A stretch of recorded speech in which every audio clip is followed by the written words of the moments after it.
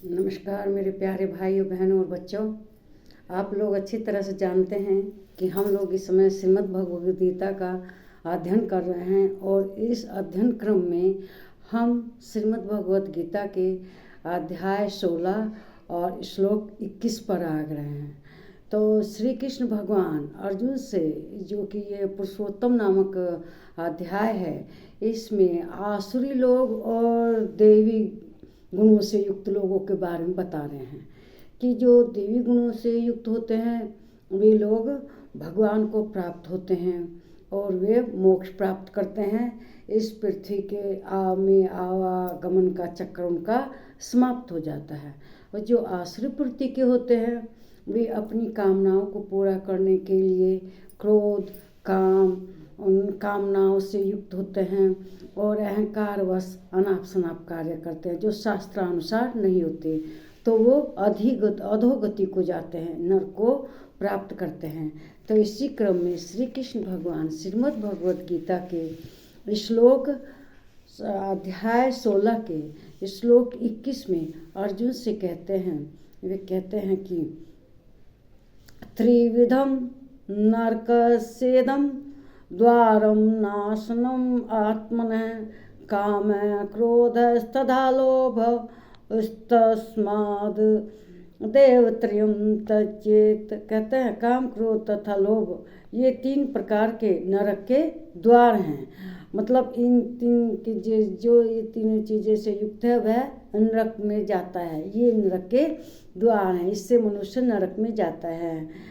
आत्मा का नाश करने वाले अर्थात उसको अधोगतियों में ले जाने वाले, ये जो आदमी के अंदर कामनाएं हैं ये मनुष्य की आत्मा का नाश करते हैं, क्योंकि ये शास्त्र के अनुसार आचरण नहीं है। शास्त्र आदमी को कामनाओं वासनाओं से बचने के लिए कहता है, क्रोध के लिए मना करता है, लोभ के लिए मना करता है।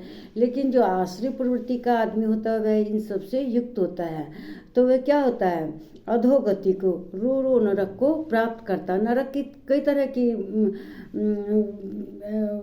बताई गई हैं, कई तरह की विधि, कई तरह के हैं नरक हैं, तो रो नरक को भोगते हैं। तो इस तरह से इन तीनों का त्याग कर देना चाहिए। किसका? काम, क्रोध और लोभ, इनका हमें जीवन में त्याग कर देना चाहिए। जो इससे युक्त रहता है वह तो निश्चय ही नरक को पाता है, क्योंकि जो मनुष्य है यह आसुरी प्रवृत्ति से अगर मोहित रहेगा, इसमें लगा रहेगा, तो वह निश्चय ही नरक को पाएगा। कौन कौन आसुरी प्रवृत्ति हैं?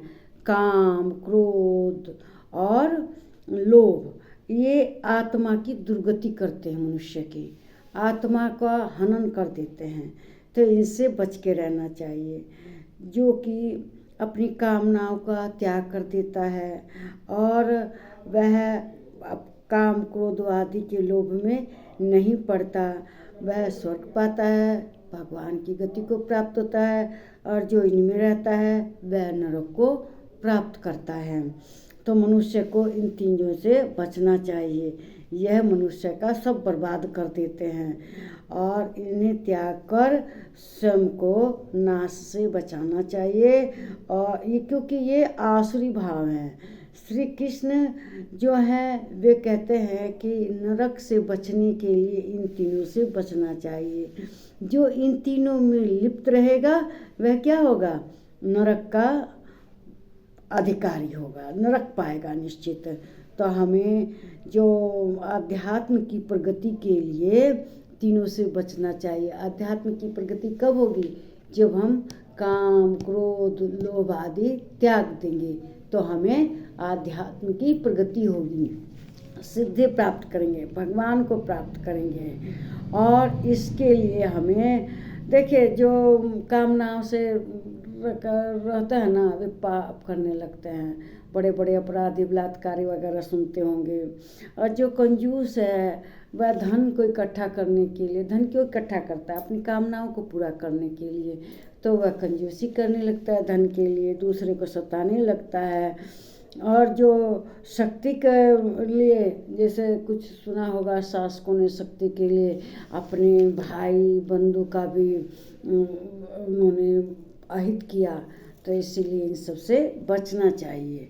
और मनुष्य को जब अपनी कामना पूर्ण होने में बाधा लगता है तो उसके अंदर क्रोध होता है, फिर क्रोध से उसके अंदर कुंठा हो जाती है और कुंठित व्यक्ति कुछ भी अच्छा नहीं कर सकता। इसलिए मनुष्य को हमेशा 3 काम, क्रोध, मोह, लोभ से बच के रहना चाहिए। नमस्कार मेरे प्यारे भाइयों बहनों और बच्चों।